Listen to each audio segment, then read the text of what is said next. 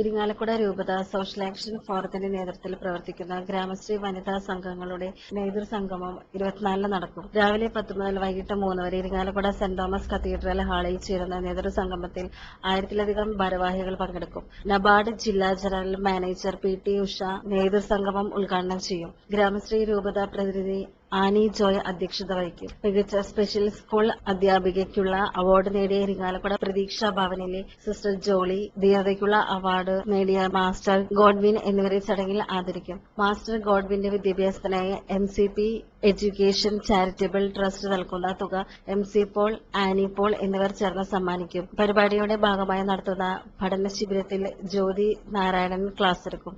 മികച്ച Gramasree സംഘത്തിനുള്ള അവാർഡുദാനവും graduation certificate വിതരണവും social action forum സാമൂഹിക പുനരധിവാസ പദ്ധതിയുടെ ഭാഗമായി ശാരീരിക വൈകല്യമുള്ള കുട്ടികൾക്ക് നൽകുന്ന തയ്യൽ മെഷീനുകളുടെ വിതരണവും ഇരിങ്ങാലക്കുട രൂപത ബിഷപ്പ് മാർ ജെയിംസ് പയ്യാറ്റിൽ നിർവഹിക്കും.